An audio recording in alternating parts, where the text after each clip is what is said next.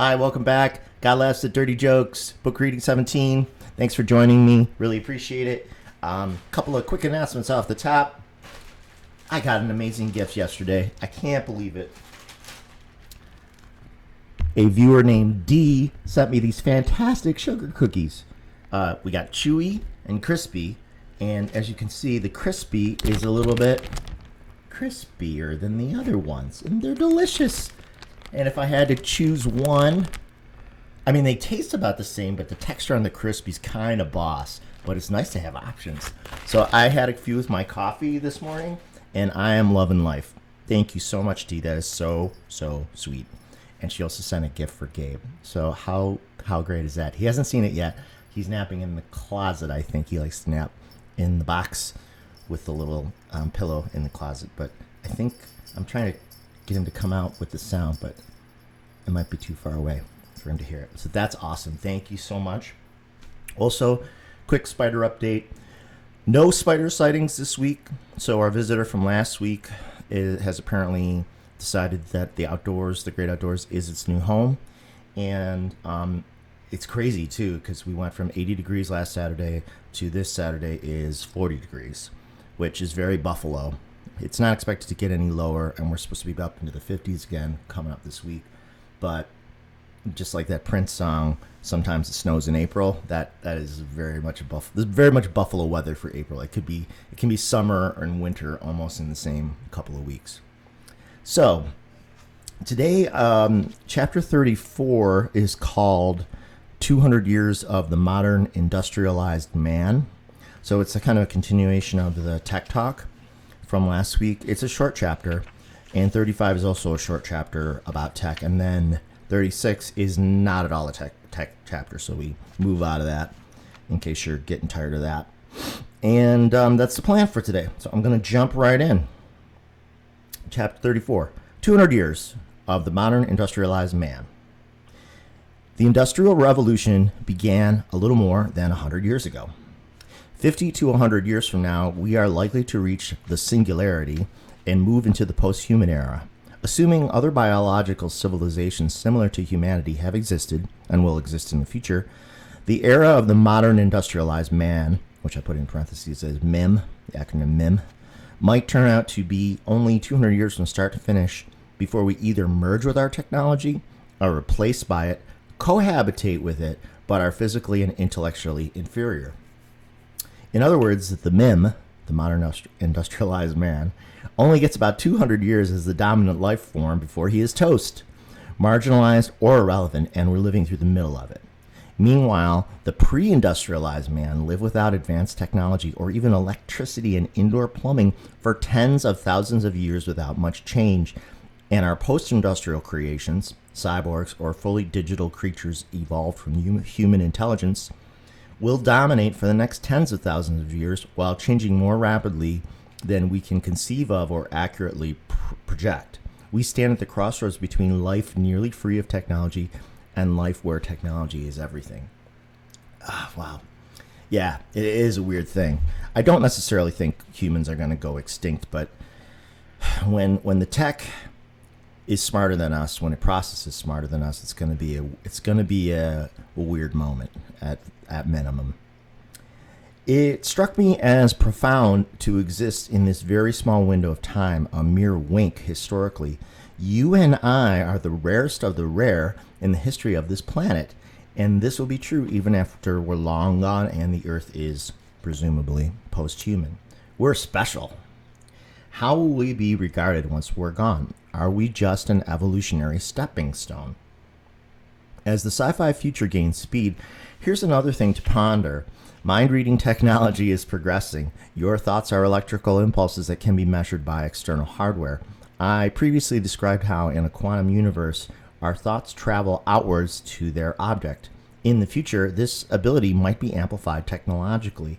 We'll also need to develop ways to shield our minds from others, tinfoil hat, so our deepest thoughts aren't constantly involuntarily mined. Online problem-solving hive minds are likely to develop with participants able to plug and unplug themselves as desired. Yeah, I saw an article kind of about that this week, even where it was speculative about like what happens when some of this technology that goes into people's bodies picks up their thoughts, and then like you know how your phone like listens to you now and tries to sell you products based on its ability to listen and sell your data. Like, what if the equivalent of your thoughts was possible? Like that they could, presuming you have some kind of brain implant that connects you to whatever, the internet or the hive mind, and then do your thoughts become the property of whoever is providing the technology and the bandwidth to allow people to communicate with that technology? That is like, I think that's farther off, but it's not as far off as we might think. And we should, of course, we don't deal with the problems until they arrive at our doorstep, but we really should be starting to think about these things in advance so that we don't get caught off guard. Because I think in a way, I think that's part of the anxiety people feel now is they can't, it seems like legislation and government is always behind the curve on where technology is taking us, and they're slow to react to what's going on around us as our world continues to change. But maybe that's always been a concern. All right. Anyway, mind reading technology will almost certainly be used on our enemies, foreign and domestic, and by autocratic governments. Once we implant technology into our brains, the government and other entities may be able to download our thoughts in real time the way Facebook and Google scoop somehow legally all our data and email content for targeted advertising. So there it is right there. Yeah. The government already has a sophisticated email data mining program, and they're storing everything they can long term. I've come to no longer expect total privacy in the Patriot Act era, which is different than approval. My feelings are mixed and evolving, that's for sure. The sovereignty of the human mind will be challenged and may come to an end with the modern industrialized man. Please take a few moments to appreciate the sanctity of your currently unmonitored private thoughts. I really meant that when I wrote it too. I really thought to myself, what if there is this more collective type of consciousness? And the weird part about it is that the collective consciousness that's just being described as like evolving from technology has some similarities with the sort of collective consciousness that we talk about in spirit, this idea of us all ultimately being one, sort of, you know, within God or as creations of God. So, yeah, it's very strange. It's hard to suss it all out. Under the circumstances at this odd juncture of humanity, I have great reservations about procreation. In the past, people had some reasonable, though maybe naive, expectations about what the future would be like for their children, but now it seems like anything is possible. A dystopian nightmare, a techno paradise, division in mankind between high-end cyborgs and lowly organic servants, us. Computers deciding we're living completely wrong and forcing new social structures on the world. Digital people leaving Earth behind for the stars. Who knows? So that is the deal. Yeah. End of chapter 34 right there. And here's chapter 35, called Simplicity and Complexity. Sometimes I wonder if the universe is literally a big binary computer, a number crunching mechanism. A New York Times article I read a few years ago suggested we may live in a virtual reality and that God is the machine on which it runs. Assuming that God is an unfathomably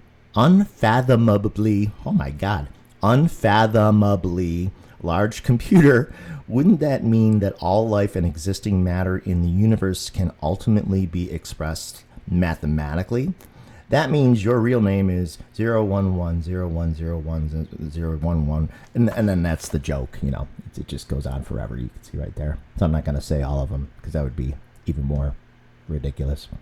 That's my little joke. That's your real name in binary code. And then I said, no, that's not really your name. That's too short. Your name might be an infinite irrational number like pi. There's great complexity to life, but all complexity arises from utter simplicity, a sequence of yes-no decisions or individual pieces that once accumulated and assembled may appear complex as a finished product, whether that's a physical object, a set of thoughts, or a work of art. The amount of complexity which one perceives is based on part on your ability to imagine the simple individual steps that constitute its creation, even if there are hundreds or thousands or millions of them. Once you realize that all complexity arises from simplicity, the basic computing of one yes no after another, it becomes possible to replicate the results. Since I know a lot about music, when attending a concert, my brain can focus on small individual aspects like a performer's technique or the harmonic layers and arrangement of the composition, the quality of the sound system and the sound engineer's approach to the mix, the acoustics of the room, or how the lighting enhances the emotional content of a certain song. There are many variables. Perhaps there is a simple beauty to the composition which is elevated by the collective skill and chemistry of the particular musicians. The person sitting next to me will have a totally different experience of the same performance and may perceive more complexity than me because their brain doesn't break it down into its component parts.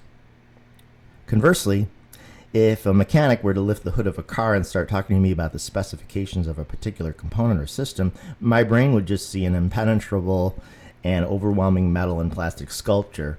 My lack of knowledge about how an engine works makes it seem more complicated than it is, and it's more likely I'll get ripped off. But to the mechanic, it's a bunch of small components that relate in a logical way. So I guess what I'm getting at is simplicity and complexity are also a matter of perspective, right? Something that you think is complex or simple might be just the opposite to someone else.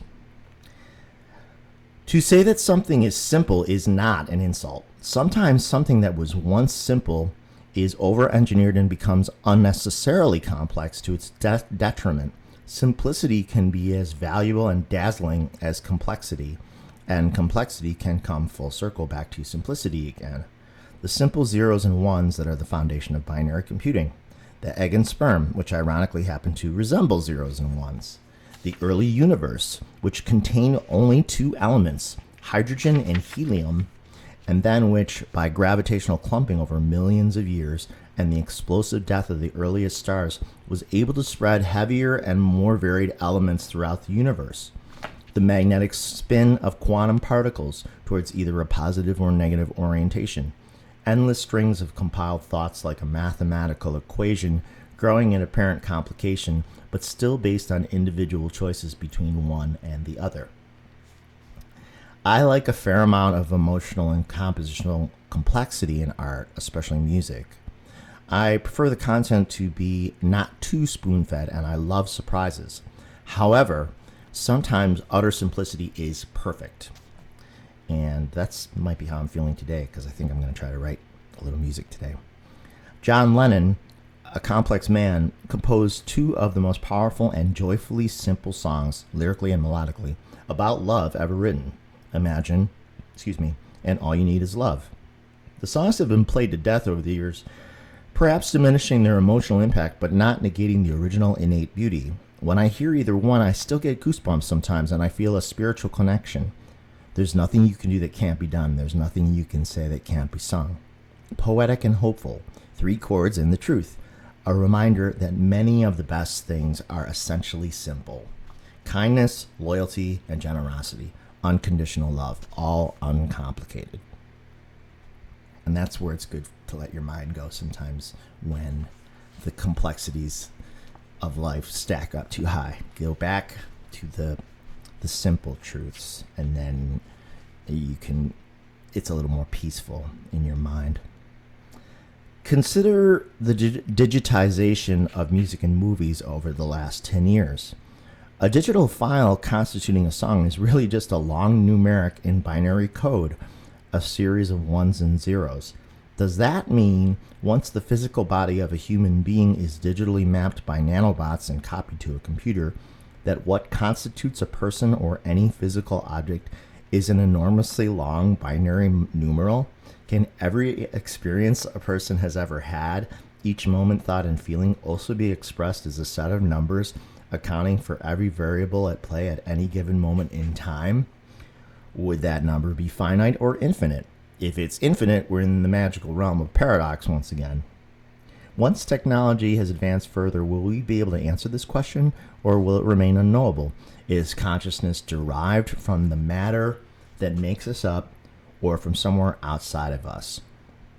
Of course, spiritualists like myself now believe that consciousness is from outside of us, but others don't. Some people believe your brain dies, your consciousness dies. When computers eventually claim to have souls, will it be true? And does the Pope shit in the woods? The problem I run into when I think about this stuff is I'm not smart enough to take it further. Perhaps I should be thankful. I don't have a handle on the numeric language that dominates the deepest scientific ideas about the nature of reality, so eventually my mind goes off the tracks. I become fascinated by complex systems that make my head spin, and I like for the systems to break down in my brain so I can still appreciate the simple beauty of a July sunset, or the colorful fragility of a ladybug, or the tasty simplicity of a fantastic sugar cookie. Simple pleasures.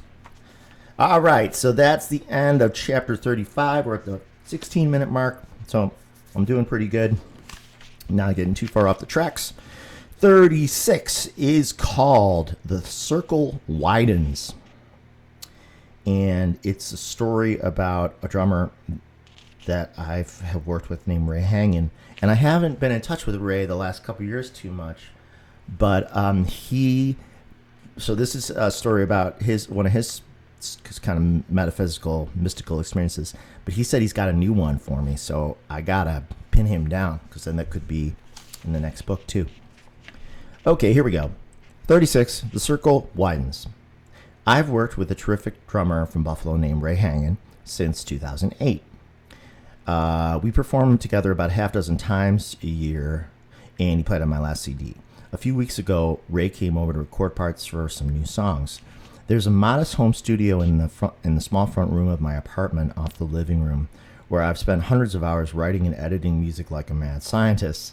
It has abundant natural light and a screen door leading to the second floor porch overlooking the block. Our neighborhood is much greenery among the large historic homes. I prefer to keep the blinds open to feel the energy of the street while I'm working, like now. From 2005 to 2007, Ray toured extensively with a talented blues guitarist from Atlanta named Sean Costello. At 16, Costello released his first of 5 critically beloved records until his unexpected at age 28 in April 2008. I knew none of this when I started working with Ray. I knew none of this when we started working together months later that summer. Like many artists who've walked an emotional tightrope, including myself, Sean struggled with anxiety and depression. About 5 years before she met and eventually married popular blues guitarist Garrett Trucks, the singer Susan Tedeschi and Sean Costello lived together. He met her when he was 17 and she was 26. Apparently, it was a barn burner relationship. Tedeschi recruited members of Sean's band and Sean for her recording projects and touring. Sean was a contemporary of rising young blues guitarists Kenny Wayne Shepherd and Johnny Lang. Both Sean and Lang toured as the opening acts for B.B. King, and his notoriety was growing. Ray is in high demand for freelance gigs in Buffalo. He also gets work in Atlanta and Memphis, where he's taken part in fundraisers for the Sean Costello Memorial Fund, the charity established after Sean's death to help others struggling with bipolar disorder. Like many of the talented people I've been fortunate to meet, Ray is humble, and disinclined to self-promotion. The universe looks out for people like him. They might not get rich off their talent, but they'll never lack what they need. Somehow Spirit will provide. I like to break out the high-octane beers during recording sessions at my place. Ray shares my love of fine Belgian and German brews and told me some funny stories about his 2 European tours with Sean. The Belgians really know how to pound their homemade concoctions where they're cheap and plentiful on draft. As imports to the United States are expensive but worth it. Ray said that the band's Belgian driver drank 3 or 4 strong beers every day during his lunch, then whisked them off to the next gig. Ray stuffed his suitcase with bottles for the flight home. Ray and I had a few German wheat beers, Aventinus and its delicious cousin Eisbach, and got loose. I don't know why I brought it up and didn't know what he'd think, but I told Ray I was almost done writing a book about spirits. This one. He said he'd had experience too. I was pleasantly unsurprised. Okay, little coffee pause.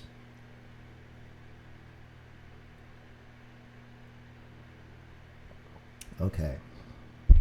The first story occurred when Ray was 28, and his Aunt Fran died of colon cancer. Fran was one of 9 kids. Ray's mom, Barbara, who also died of colon cancer years later, was the second youngest child. Ray felt crushed at Fran's wake when she suddenly appeared to him. He wondered if his eyes were deceiving him. Was this really happening? Fran was transparent and shadowy like smoke. Only Ray could see her, not his wife, Gabrielle. It felt as if time was moving very slowly, almost at a standstill. The interaction seemed like it was 5 minutes long, but Ray knew it was probably only a few seconds. He was aware that the moment was special and might never be repeated. Fran said, "You gotta let go, Raymond." Her voice was unmistakable. That's when he was certain it was real. As soon as she spoke, Ray's sadness and fear instantly evaporated, as if she lifted it from him when she rose up slowly through the ceiling. Calmness washed over him. He felt certain Fran was fine and all would be well. This is common for those who've interacted with peaceful spirits. The experience leaves no doubt as to its divinity. Nothing is comparable. If everyone had a spiritual experience, it would be a different world. Once it happens, you can't continue as if life is meaningless or that your actions and everyone else's don't matter. It's impossible to think like that anymore. Ray comes from a religious family and has believed in God since he was a kid, but like me, he doesn't claim to know what happens after this life. He said he was intuitive as a child, with good instincts and good luck. He always wondered where it came from. Perhaps some of the thoughts we have that seem to come from nowhere are good spirits whispering in our ear. Now, of course, since I've written this, a lot of the YouTube psychics say just that sometimes when we don't know where we're getting a thought from, it could be any number of things. It could be a spirit guide, could be a angel, it could be a family member on the other side. You never know when you're going to get sort of a thought dropped in your head that's meant to help you make a good decision.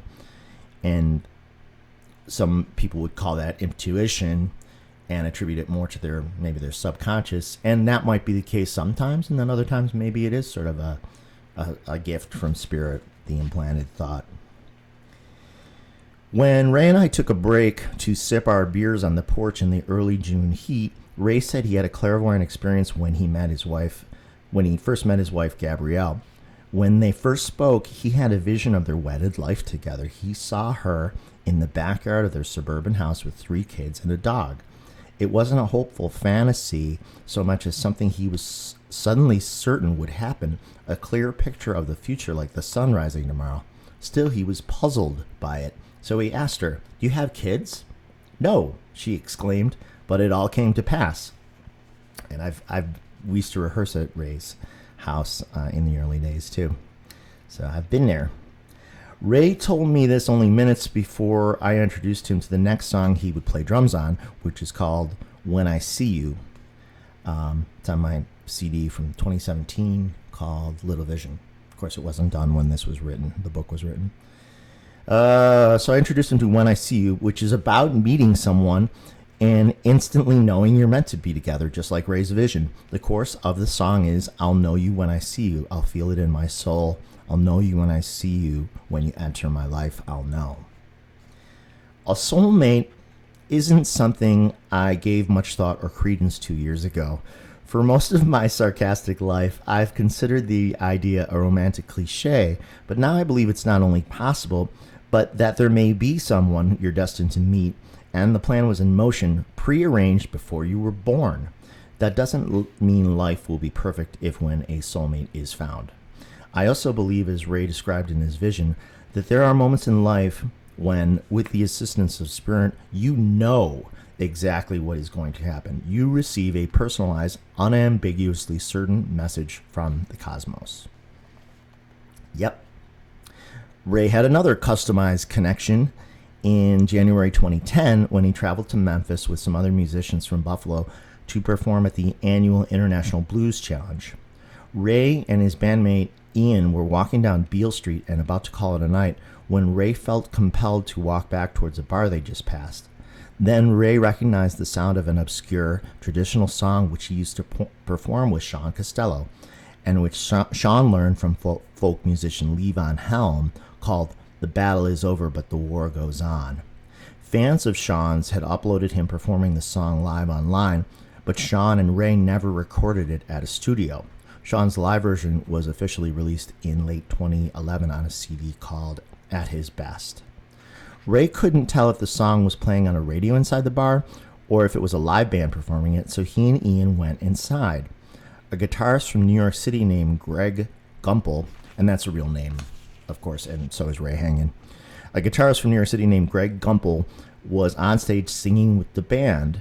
After his set, Ian introduced himself to Greg and told him that Ray used to tour with Sean. When Greg realized who Ray was, he became excited. "Holy shit, you're Ray Hangen."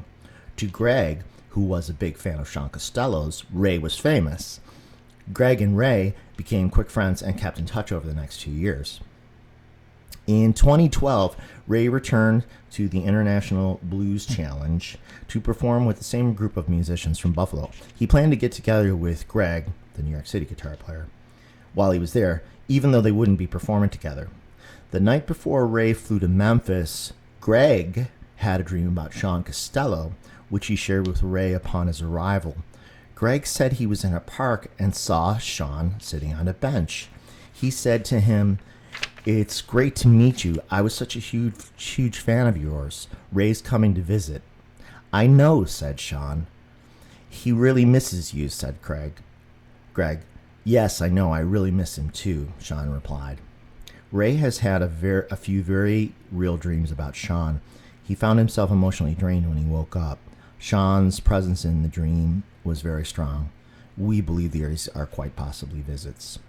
And actually, really, since then, my belief in that as a means of communication with the other side has really only grown. So I absolutely believe that Sean Costello visited Ray and Greg in their dreams, which is pretty awesome.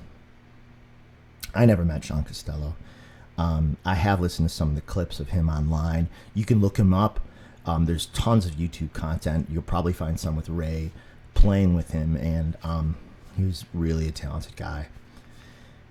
In the spring of 2014, Ray invited Greg to Buffalo to perform with his band at the Hamburg, New York Music Festival. Hamburg's one of our Buffalo suburbs. As is often the case, Ray had double duty. He performed with my band at a bar from 5 p.m. to 8 p.m., then ran over to Memorial Park to play with his own all-star group from 8:45 to 10. And actually, that's the last time that I played with Ray. So it was the summer of 2014. So it's been 7 years. My originals band was kind of winding down at that time. We just weren't drawing enough people. It just wasn't popular enough to really justify continuing it, even though I loved playing with Ray and with a couple other guys named Mike Crishone and Jonathan Hughes. So my Rob Falgiano band lasted about 5 years and 6 years, and then we took a break. But hopefully I'll get to play with Ray again soon. We were talking about it recently. Okay, so I'm describing how Ray's got double duty. Plays with my band in the afternoon at the Hamburg Music Festival, then goes and plays with Greg from New York at the Memorial Park. And that was a great show, too. I really enjoyed it. After packing my equipment and collecting the pay, I went to the park to catch the last 20 minutes of Ray's set. They sounded great. Greg and Ray were synchronous. They performed in a large band shell with a high wooden ceiling and a large PA system. An abundance of shrubs and flowers were in front of the stage. I noticed that the sound engineer placed 2 microphones high above Ray's drum set to capture his sound instead of closer to the individual drums. This, plus the acoustics, made the drums seem dramatically reverberant and far away. It was as if they were piped in from another time, like the birth of rock and roll. It was pleasantly spooky. When Ray introduced Greg to me earlier, his low-key demeanor hid his hot guitar skills and strong vocals. Three young women were dancing in a tipsy trance next to me, calling for encores. Maybe Sean was there too, enjoying the show from a park bench in the back.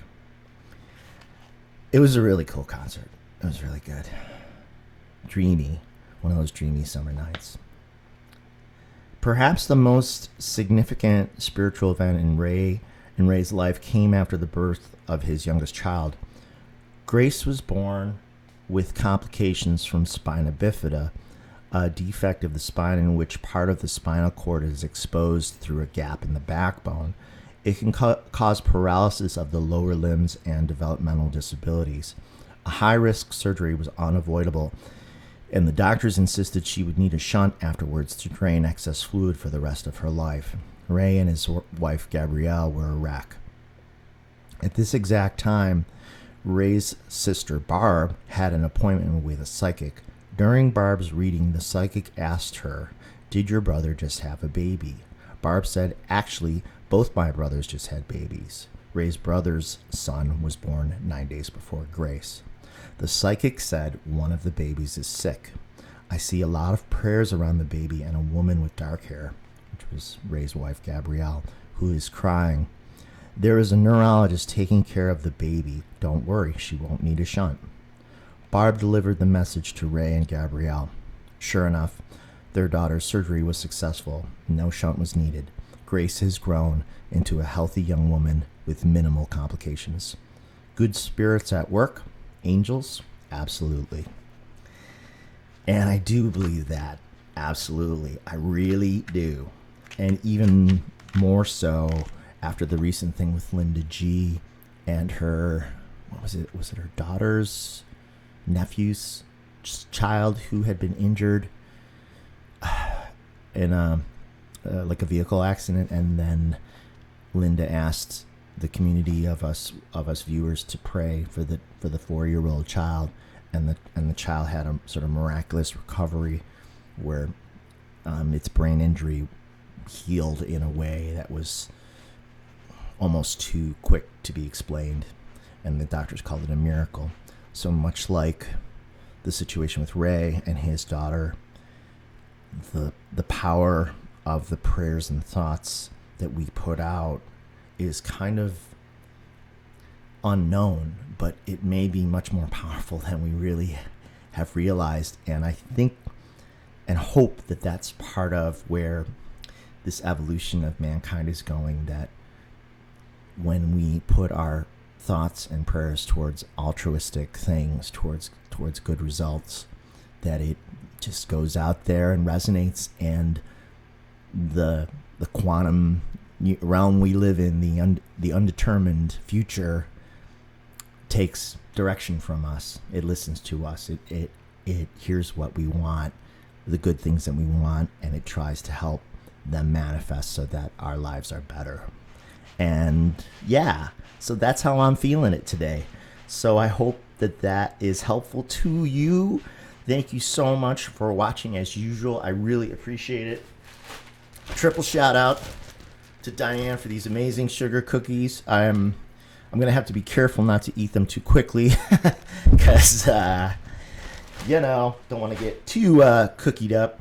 And I'm gonna go look for Gabe so I can give him this.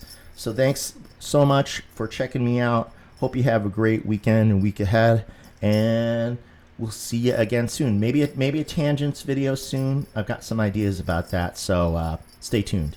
Oh, and there is a slight chance, I'm not promising, that I might sneak on live later to play some music if I'm in the mood.